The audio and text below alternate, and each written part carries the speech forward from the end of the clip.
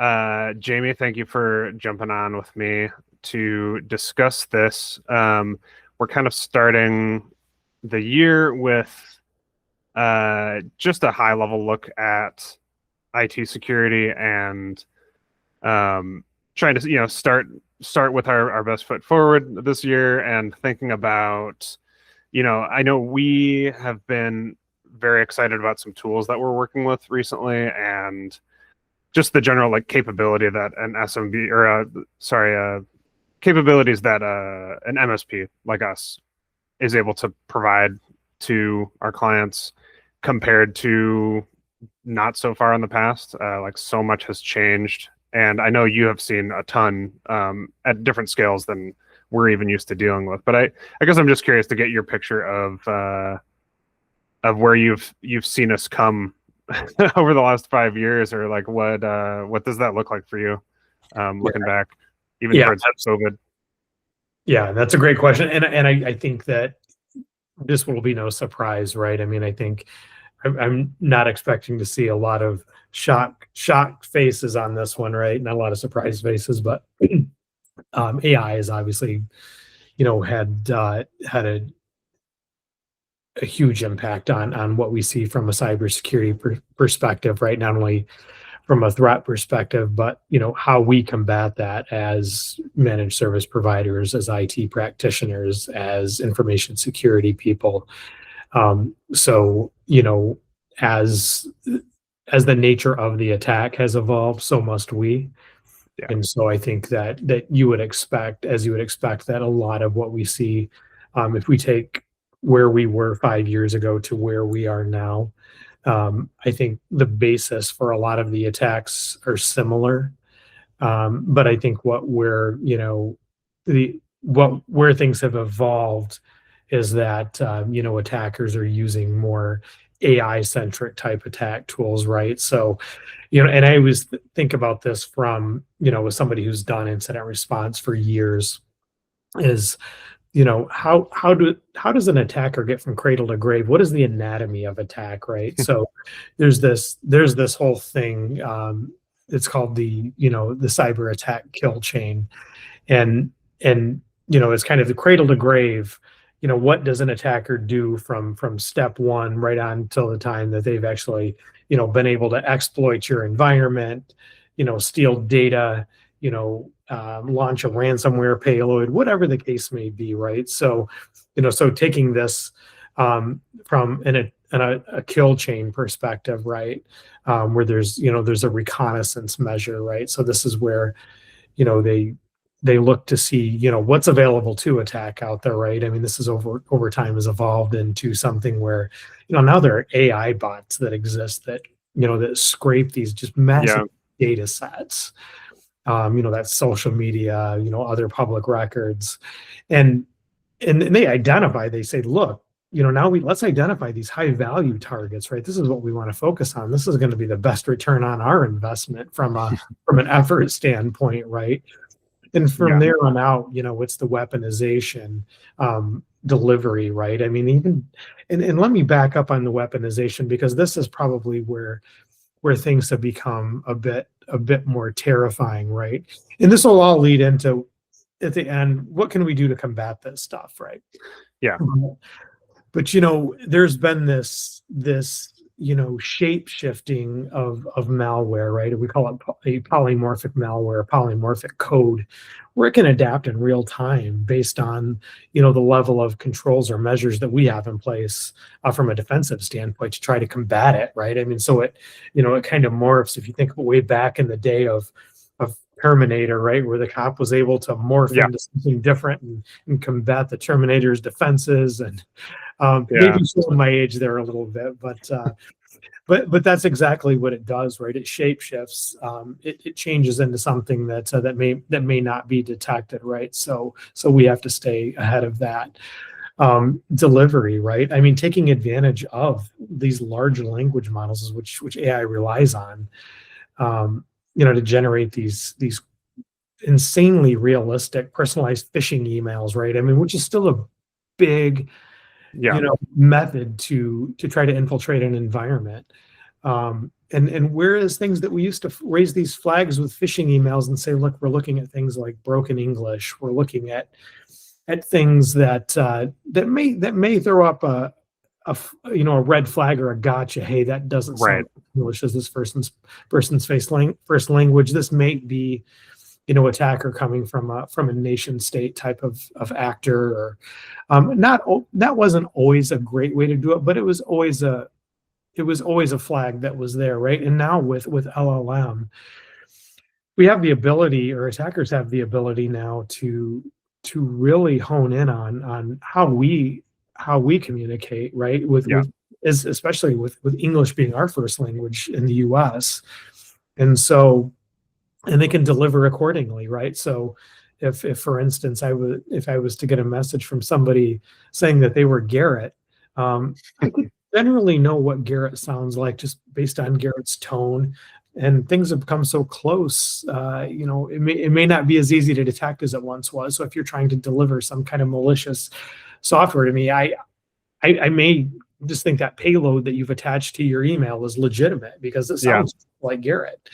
Well, and like even more than that, there are so many people who are now just in their day-to-day routine using AI on their own. So I think there's a certain measure of like our own colleagues are going to sound like this on purpose. Exactly. Yeah, spot on, right? And so, so I think there is, and we'll get to that, but there's the the human capital component. I mean, our team members are our biggest assets, but also sometimes our biggest vulnerabilities, right? So, part of this is not just what tools do we put into place, but it's also the level of user awareness training. How do all of our team members within all of our organizations become cyber warriors, right? And we've always used that term, but that level of awareness has to evolve. And so, how do we as an organization, how do we as leaders, equip our team members with that knowledge? And I think that'll be key as we continue to move forward as well. So, but as we look at that, and then there were other steps of the attack kill chain too. But one thing I think is noticeable, that's extremely notable, from cradle to grave. So when we look at from an attack kill chain, from a reconnaissance all the way down to actions and objectives, right? This is where you're actually gathering the data. You've already established your command and control callback. Now you're stealing data. You're holding data at bay. Using ransomware techniques. Now, before cradle to grave, this used to take, usually days, weeks, but it wasn't uncommon for this to be months, right? So if we look at how things have evolved in the last 5 years, it's minutes. I think it averages like 25 minutes now. And so, obviously, we think about this from a layered security perspective, right? I mean, and I mentioned user awareness, but users are always our first and last line of defense, right? Everything we have from there on out, our tooling, which is equally, if not more important in some cases, but we can never lose sight of the fact that we all need to be cyber aware, and that's something that we need to continue to do. We need to get better at as IT practitioners, as security professionals, and certainly as managed services professionals. Yeah, definitely. Yeah, it does make me, I've been writing about this for a little while as well, and it just seems very quaint to look back and think, like, I remember designing phishing quizzes for our clients and things like that, and just like, oh, can you spot like the logo? There's something off? It's like stretched.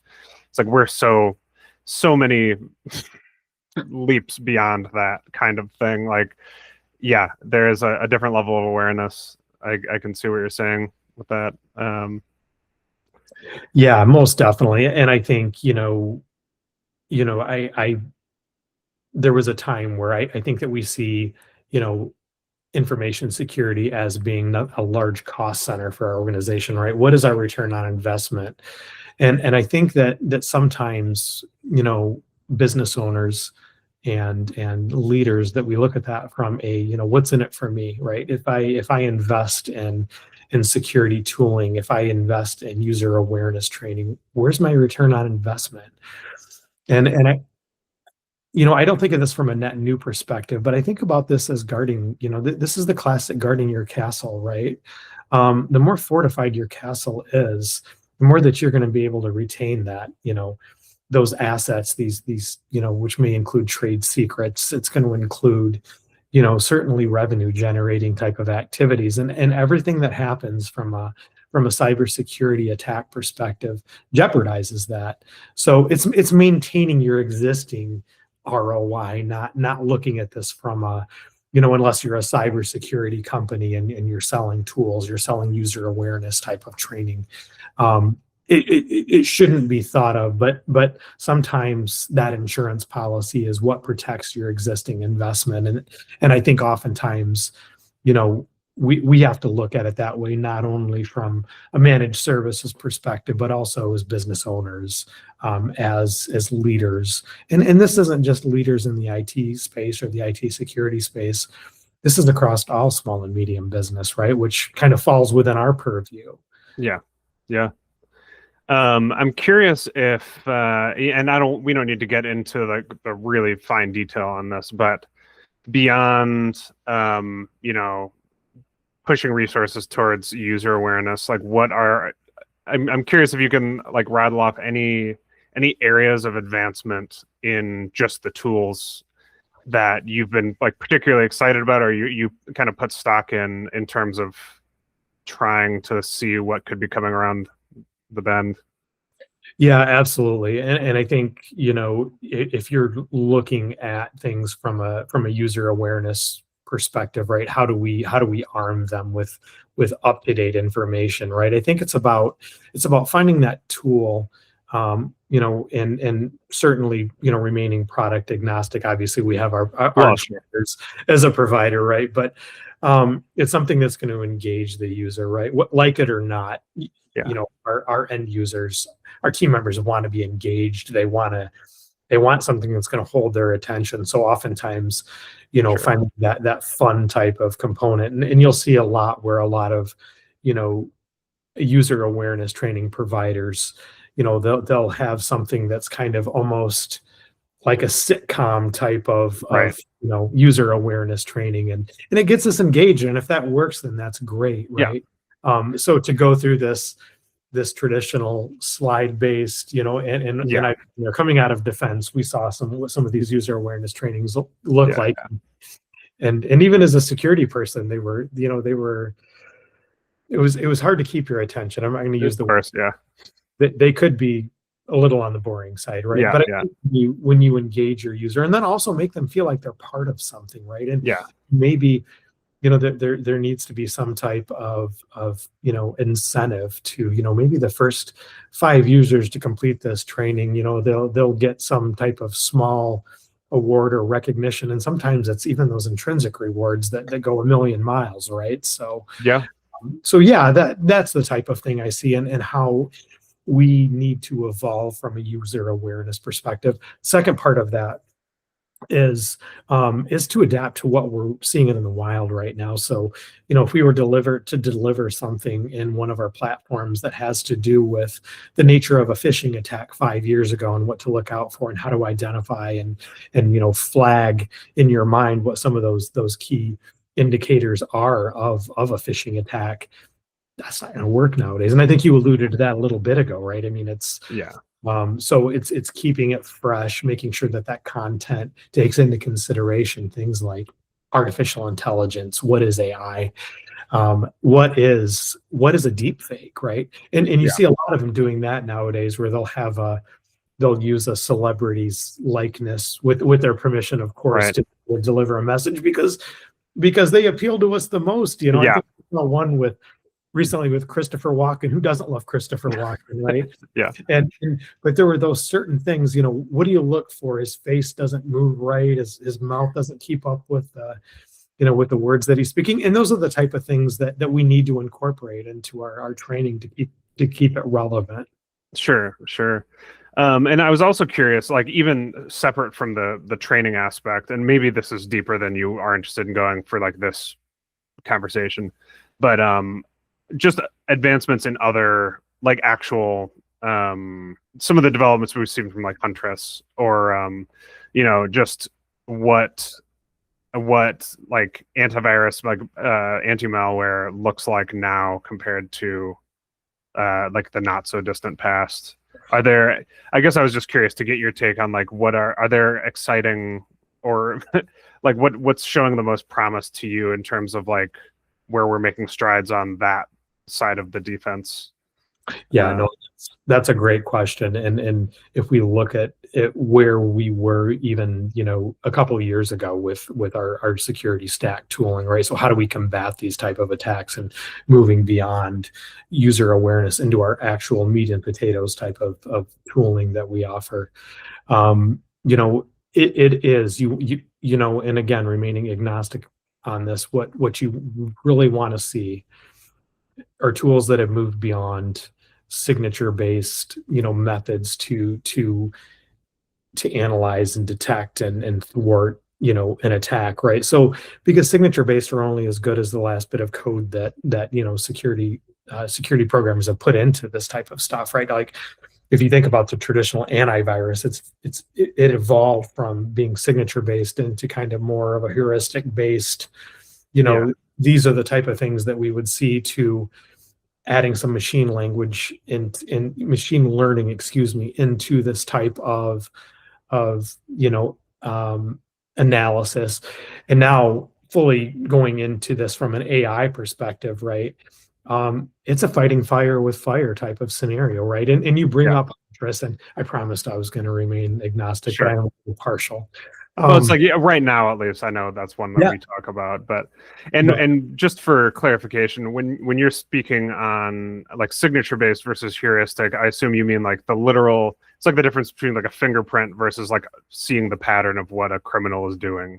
Right, and so what we call those nowadays, right? So there used to be a very static, or it was a very binary. If this action or this process is executed, then block it.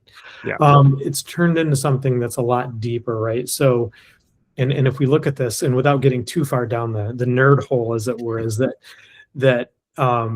we have what we call indicators of compromise, or IOCs, right? And that just doesn't come from what you see on your device, your laptop, your desktop, your tablet, your phone.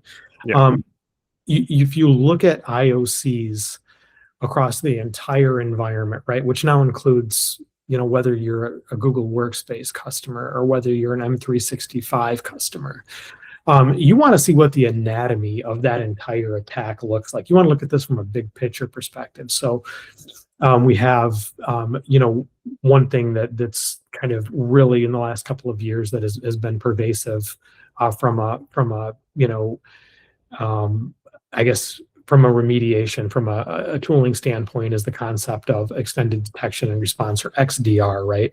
So this takes AI to the next level, and it says, look, we can identify indicators of compromise, or several IOCs across an entire environment, because I see Garrett's desktop is doing this thing. There's this behavior. From a network flow perspective, a network, maybe we see this type of traffic, on our network devices. We see this type of activity on our firewall. From a cloud perspective, this is what we see. So we put that all together, and when we put all of this together, all of this is called telemetry, right? So if we look at what everything is doing holistically, we're like, yeah, by itself, the activity on Garrett's laptop doesn't look too anomalous. But when we look at this collectively, this is reminiscent of a MITRE type of attack, for instance. And so as we evolve, and Huntress is a prime example of a utility that does this. It takes into account ITDR, or identity threat detection and response, right? It really looks at things from an identity perspective. And the second part of that is SIM or SIEM, right? SIEM's been around for a long time, but all of this feeds into typically into an XDR type of environment where it can say, and based on AI, and it's not always just somebody sitting in a security operations center or SOC somewhere saying, wow, this is happening and this is happening. There's a huge AI component to this as well, right? And so it lends itself to automation, but that's how we start to pick apart an attack from a more holistic standpoint, because when we focus just on endpoint security, we're missing everything that's going on from, throughout the entire environment. And that's why when we introduce products like Huntress, we're doing this because we understand that this is looking at this from a holistic environment standpoint, on-prem, cloud, and it's making determinations based on that. Yeah. So thank you for giving me that peek at what's going on and how things are kind of looking now. With a little bit of that contrast against where we've been, and I look forward to learning a little bit more from you. You're very welcome. Thanks for the chat, and I look forward to doing it again very soon. I could definitely chat about this all day, probably much to everyone's chagrin sometimes. So, but I appreciate the opportunity, Garrett.